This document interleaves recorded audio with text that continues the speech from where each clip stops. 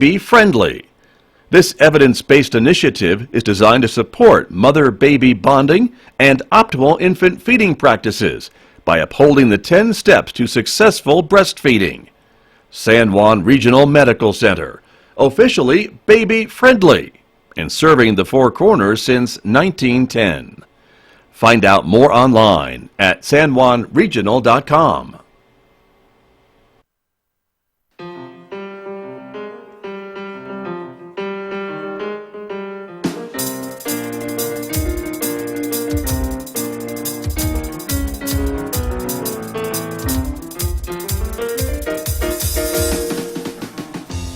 Eleven minutes past 8 o'clock. It's a Wednesday morning, February the 5th. Good morning, everyone. I'm Scott Micklin, and thanks for tuning in to KSJE 90.9 FM over the air here in San Juan County, New Mexico, 103.3 FM over the air in Durango, Colorado, and of course you can listen everywhere by going to our website and streaming at ksje.com.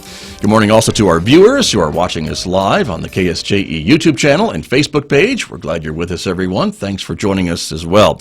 Coming up this morning, my conversation with members of the San Juan Citizens Alliance. We're going to talk about renewable energy, carbon capture, and much, much more. So hopefully you'll stay tuned for the next few moments right here on KSJE. Later on this hour, we will take our weekly trip like we do on Wednesdays to the Encouragement Lab, some words of advice about communication and relationships from Dr. Mike Hadabaugh. That is coming up today at 8:50 a.m. Next hour, our classical music program, Mick Hess takes us roving with the arts. Today, Mick is playing Symphonies Numbers 1 and 2 from the composer Ives. You'll hear that today.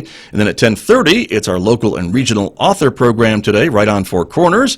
Tracy Hales-Vass is speaking with author Linda Metcalf about her book, Julia, Mistress of Longwood. That is coming up today at 10:30 on KSJE. Don't forget, of course, in addition to connecting with us on Facebook and YouTube, you can also join us on Twitter and connect with us on Instagram as well. Our weather forecast, it's going to be sunny but cold today, and those winds are going to make it feel even colder. 32 degrees for a high in Farmington today. Clear again tonight with a low of 18. It'll be sunny and windy again tomorrow with a high of 43, and windy tomorrow night with a low of 28. A bit warmer on Friday with a high of 51.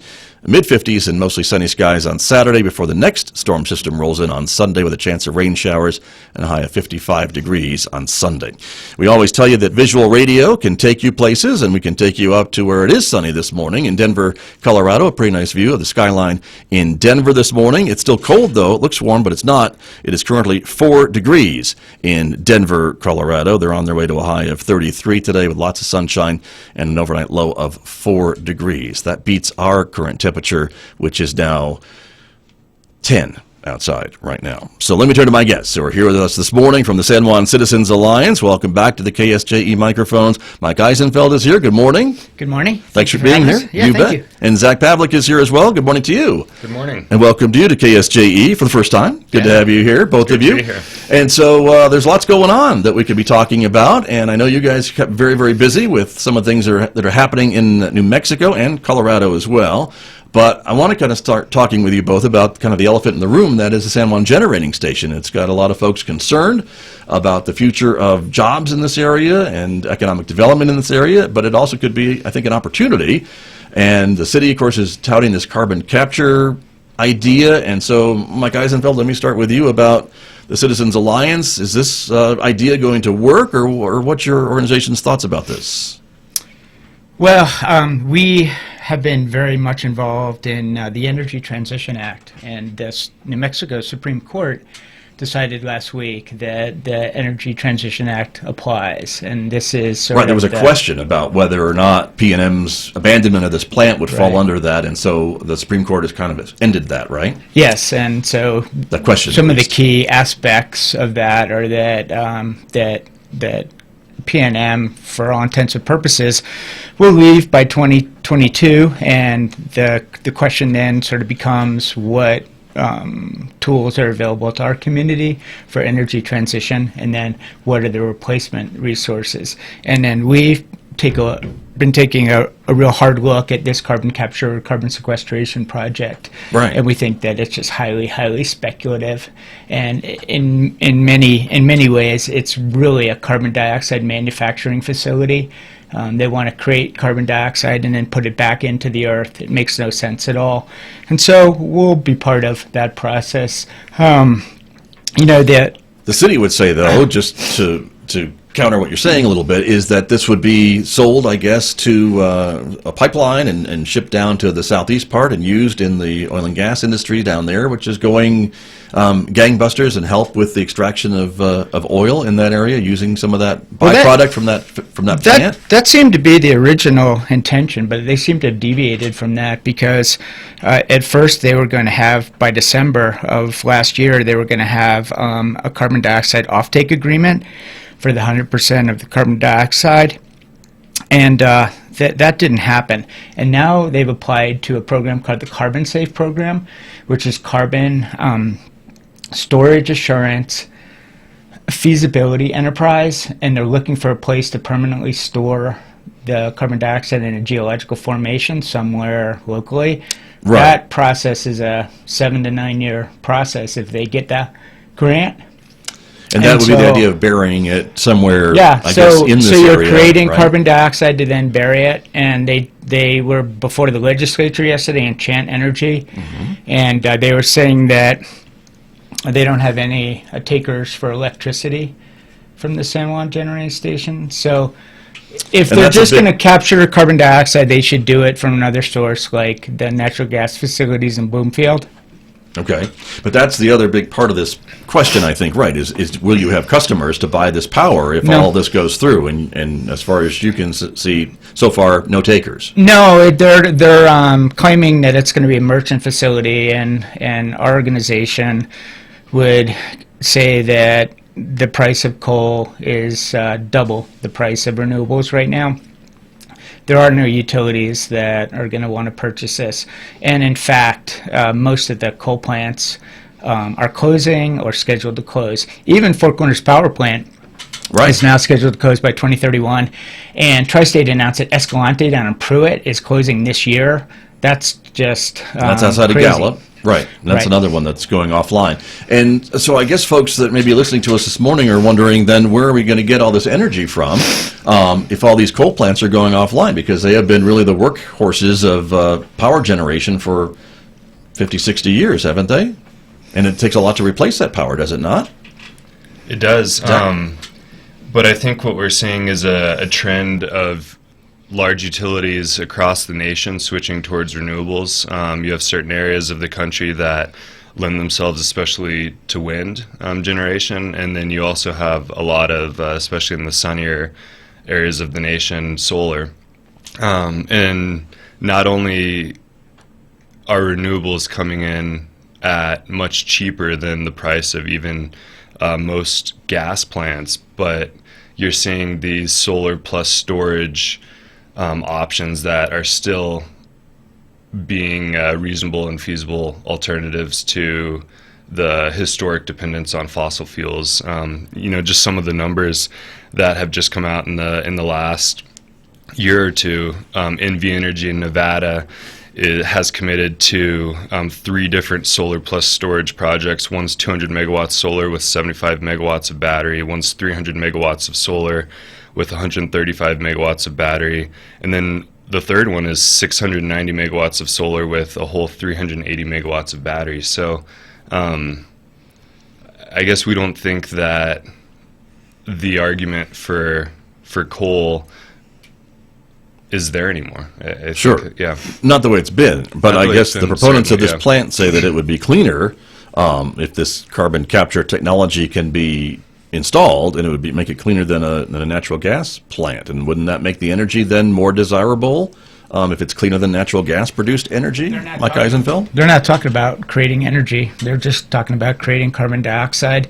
The best way to handle carbon dioxide is not creating it in the first place, or utilizing other sources. We have anthropogenic carbon dioxide, and what's sort of interesting is that there's a very active carbon dioxide drilling program in southwestern Colorado, Kinder Morgan, and they've been sending the carbon dioxide down to the Permian Basin for enhanced oil recovery, and this whole project, it's contingent upon DOE subsidization and funding for carbon dioxide. It's called the 45Q tax credit, which has not been implemented. There's no tax code for it yet, but the future is not really going to be that enhanced oil recovery is what's needed in the Permian Basin. There's going to be a slowdown in the Permian Basin. And what are the net results of, if you're using it for enhanced oil recovery, that carbon dioxide is not permanently sequestered? So we have questions about whether that even qualifies for that tax credit. And again, the San Juan Generating Station's a historic electricity producer, and this Enchant Energy, it just seems like they're trying to take advantage of the tax credits. Well, I guess to make it feasible to even move forward with a project of this magnitude, right? Well, they're supposed to have a feasibility study that's done in April of 2021, and they keep saying that they need to wait and see what this study says. And some of the issues are they don't have any transmission lines, perhaps. They don't have any off-takers for the electricity. Where are they going to get what are they going to do with the parasitic load? It would require 30% more power just to run the carbon dioxide amine. Right. Part of the project. power that would be produced would be used for this carbon capture That's the add-on. only, that's the only customer they have is themselves for at this now. point. Right. So there's a lot of uncertainties, and we would say that we are more than interested in participating in all of those processes. And the proponents, the Enchant Energy Corporation, formerly known as Acme Equities, came out of nowhere, and maybe they're aware of some of the permitting requirements, and maybe not. But we see that this is probably a 5 to 7 year process at minimum, and I don't think that our community should be waiting around for that sort of speculation. I think that we should be moving ahead with more robust economic diversification. Got it. And certainly, though, the city would say this is all about jobs and protecting these jobs at the power plant and at the mine. And you mentioned the Energy Transition Act at the top of the program, and that does have money in it to retrain some of these workers and help some of these folks that may be impacted if the plant is going to close in 2022. And I guess that's what you're talking about. That would be a good option. It does, yeah. It does have funding for economic transition, severance packages, retraining for current workers at the plant and mine, but also part of the Energy Transition Act that we think is extremely important is it has a preference for things such as local workforce. It also has a preference for high capital investment and low continued fuel costs, and some of these components which lend themselves to really supporting renewables. And when you're talking about jobs, and I realize this is an extremely important issue for the community, we think that there are a lot of opportunities in a renewable sector that up until this point in northwest New Mexico doesn't exist.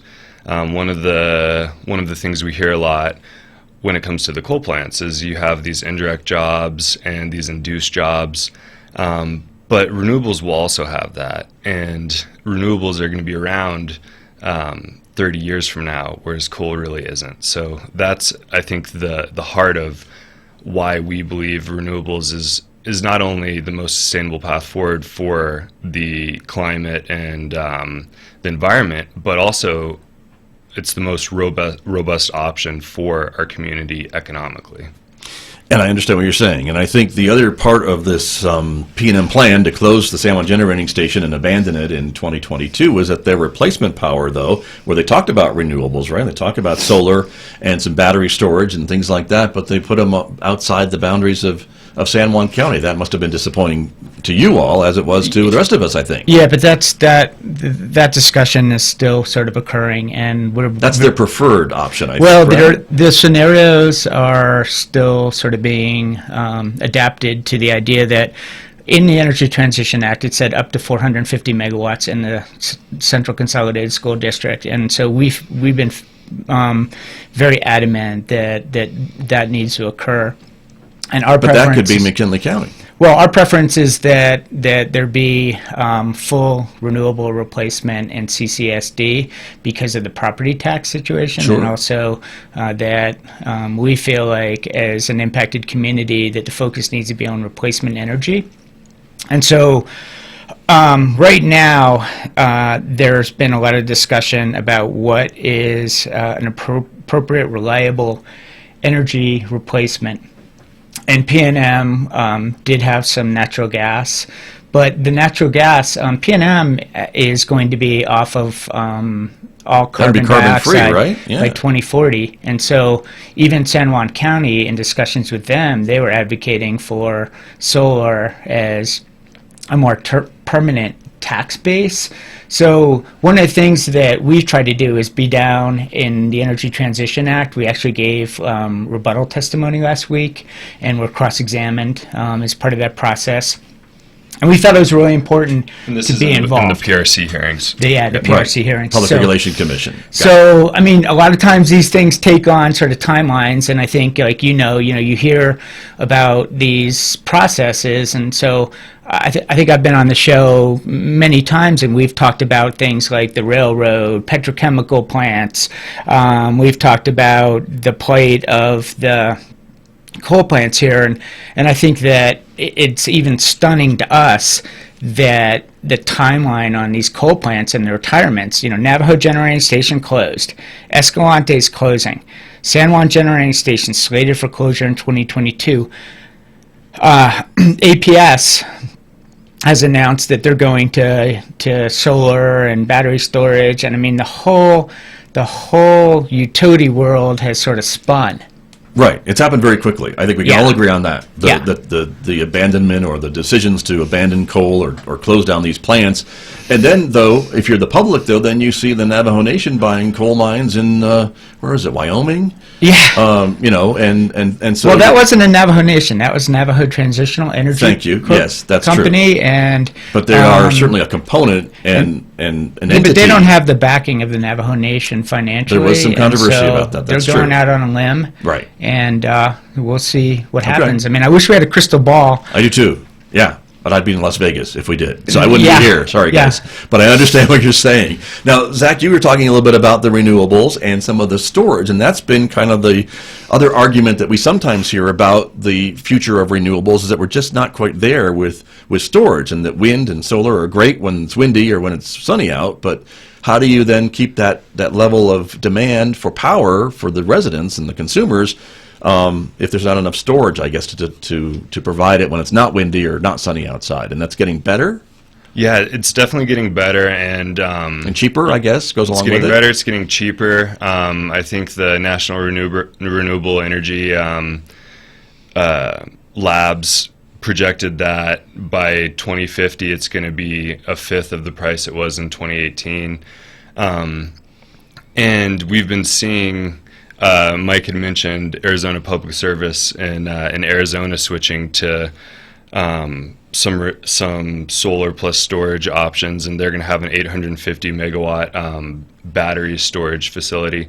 And so I think that the argument that batteries aren't there yet, I guess it comes down to what does one mean by there. But I think batteries are going to be used increasingly more and more. They're going to be cost competitive, and they are going to be the road moving forward. But you're saying 2050, and that's a while. That's a ways from now. The prices comes down, and I guess that's the other proponent saying, why can't we have this carbon capture coal plant cleaner than natural gas providing power until the technology gets to a point where we can rely on that to provide storage power for consumers? Yeah, well, I think that's kind of a different option at this point. I think coal is in a world of its own, and it's dying. It's dying across the nation, and the coal market has already collapsed and is continuing its decline.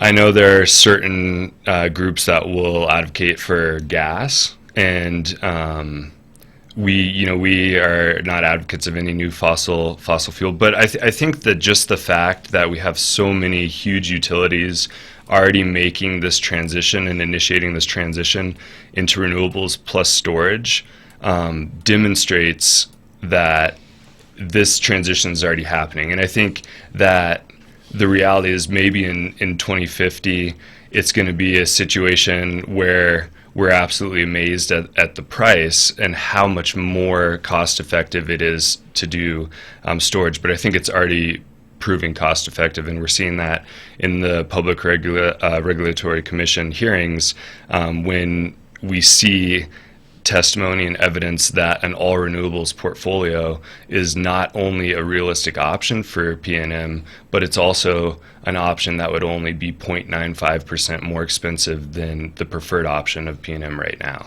Well, and that's another thing that concerns a lot of folks, is keeping rates affordable. And certainly, if price was no object, we could all afford maybe batteries and solar panels or windmills on top of our houses and things like that, even if the price was way up there. But we want to keep the rates as affordable as we can for people in our state, right?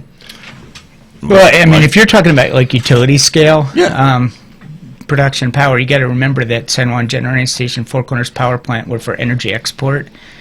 And so Southern California, Right. Phoenix, Las Vegas, that export is no longer. Right, that's And true. so now, as a community, if you look at some of the recent projects that have occurred, like the Kayenta Solar Project, where they put up 60 megawatts of solar, from permitting to development to totally completed in a year and a half, that 60 megawatts is more than the city of Farmington gets from the San Juan Generating Station, and that's providing power to the local community. Right. I mean, part of this is I think that we need to think about power differently, that rather than these long export projects, we need to think about how we can use the power here for our communities. And if we put up a 60 megawatt solar facility, we wouldn't need the storage. So the storage is developing, the battery storage continues to develop. We're being innovative, and most of the utilities are going in that direction. Utilities are not doing carbon capture, carbon sequestration. The two biggest projects on that scale of what they're talking about at San Juan Generating Station both failed, Kemper and Future Gen. But there are smaller ones that are operating. Smaller ones that are operating, not very well, though. I see. And I think it's important, too, to just add that the projects that are operating have both said that they would never do this again. You know, I think that does that doesn't come up frequently when we're talking about this, but it's true that we have two projects, but there's a reason that neither of these projects would want to repeat using this technology, and I think that Interesting, we right. need to be wary of that. Mike, you mentioned the solar project in Kayenta. I wanted to point out that was a Navajo tribal utility project, if I'm not mistaken, was it not? Yeah, the tribe was involved with that. So. Yeah, and so the tribe also has 500 megawatts now of transmission capacity that came from Navajo Generating Station, a Kayenta project, and so whether some of these assets, some of the stranded assets, can be utilized are very, very important sort of discussions. Sure. And then when we talk about APS, their portfolio, we can't ignore that they have a pretty high generating power nuclear plant that's helping for their portfolio, don't they? Yeah, it's Palo Verde. Yeah. And actually, our organization, we're involved in proceedings before the Arizona Corporate Commission, talking to the regulators down there and about Arizona Public Service Company and Tucson Electric Power as they sort of leave this area about transition. It seems like our focus is on energy transition. Mm-hmm. Because things are happening so rapidly that we would never, if you had asked me, are all these coal plants going to close? Oh, right. We've been talking about it for many years. I thought it was 10 years, 20 years out. And here we are. But when we're in like Santa Fe at PRC proceedings, we're talking about the fact that PNM had been here telling the community that San Juan Generating Station was going to remain open until 2053.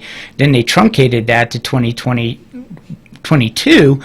And or 2021, or somewhere in Soon. that area. Sooner. Yeah. But that's a huge blow to any community. And if you look at things like Escalante closing, that community is really going to have to figure out what comes next. It's like sort of one bad thing happening after another. And so we want to remain empathetic, but we also don't want to put all of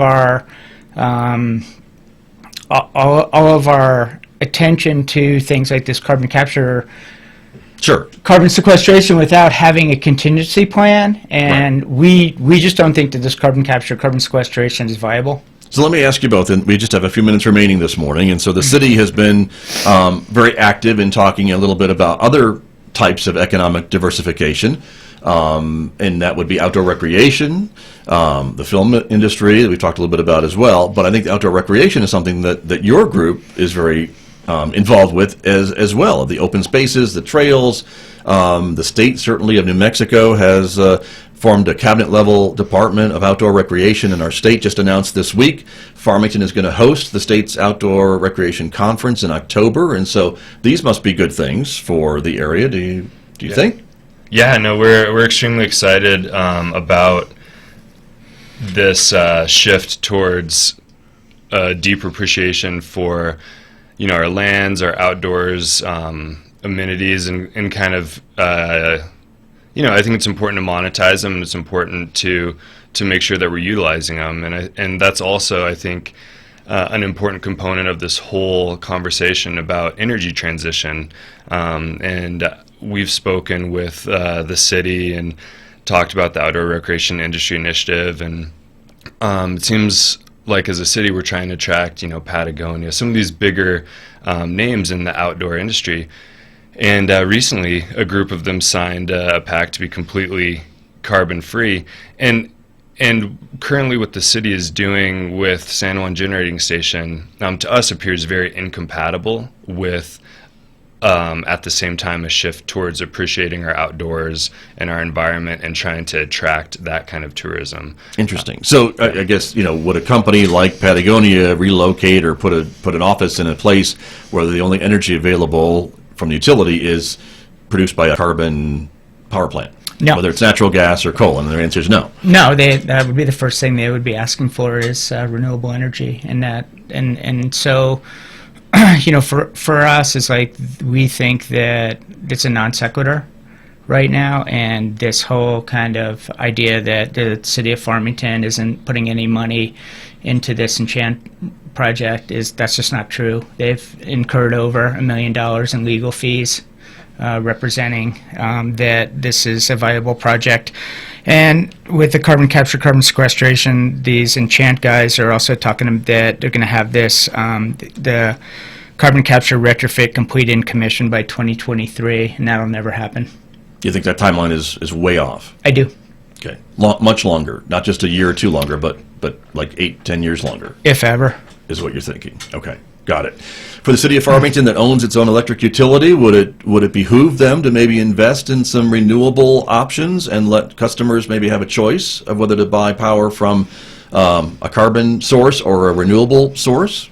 Certainly. Other utilities do that, don't they? They do. And one of the other sort of paradoxes that's going on right now is the city of Farmington, Farmington Electric Utility Systems, has a very discriminatory rate structure for solar customers.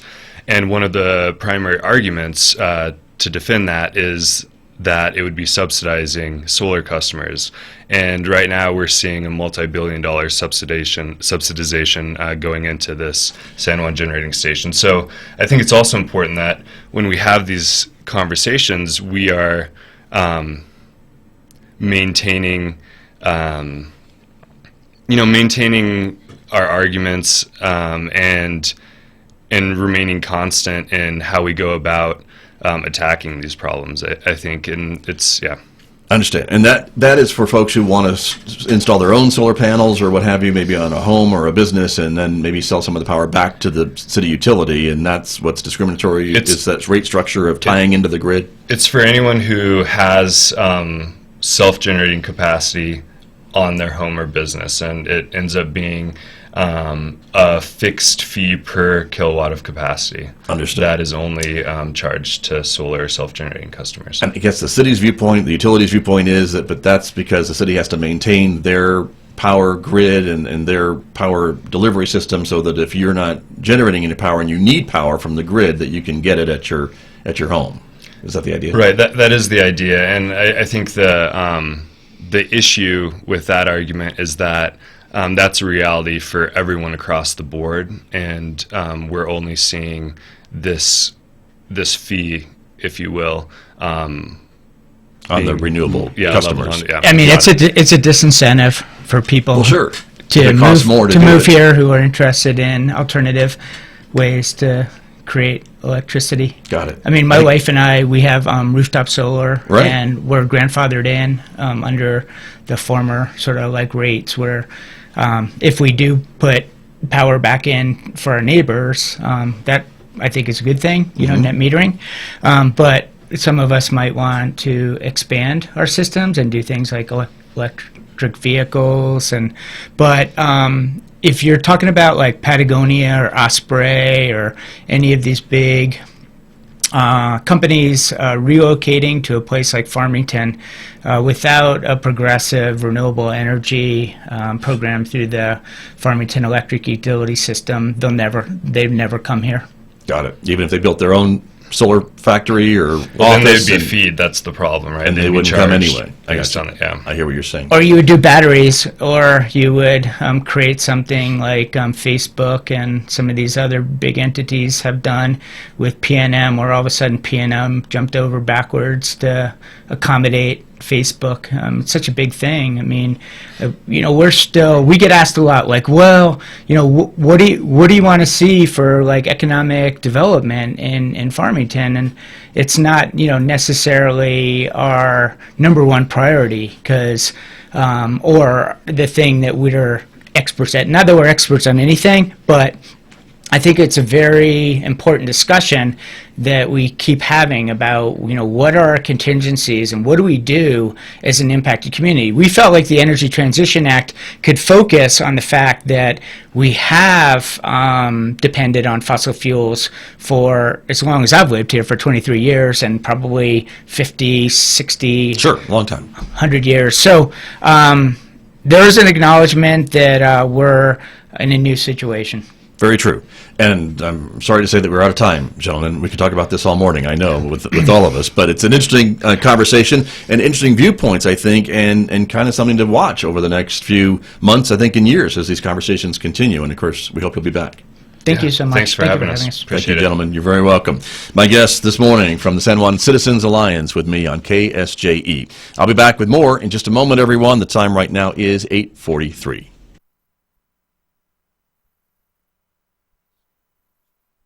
This program on KSJE is supported by Citizens Trust and Investment Corporation, providing a competent, innovative, and caring team of professionals to serve wealth management, trust administration, employee benefit plans, retirement planning, and estate settlement needs.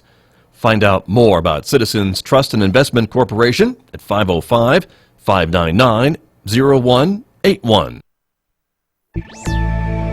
The Iowa caucus debacle shows sometimes there should not be an app for that. From American Public Media, this is Marketplace Tech, demystifying the digital economy. I'm Molly Wood.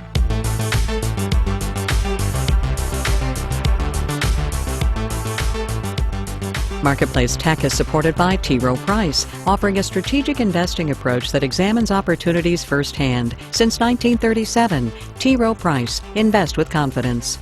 And by Home Advisor, helping homeowners find the right pros for their home projects. Homeowners can read reviews, book appointments, and check cost guides for any project at homeadvisor.com. Here's what we know about what happened earlier this week in the Iowa presidential caucus. The Iowa Democratic Party hired a very new company that built an app that clearly had not been tested well enough before it was deployed in the real world. Nevada had planned to use the app, but says it won't use it in its caucus later this month. But long term, this is a huge problem for trust when it comes to technology in elections. And it raises the question, what parts of the voting process do need tech innovation and what parts don't? I asked Charles Stewart this question. He's a professor of political science at MIT and a member of the Caltech MIT Voting Technology Project. The best use of technology in elections is to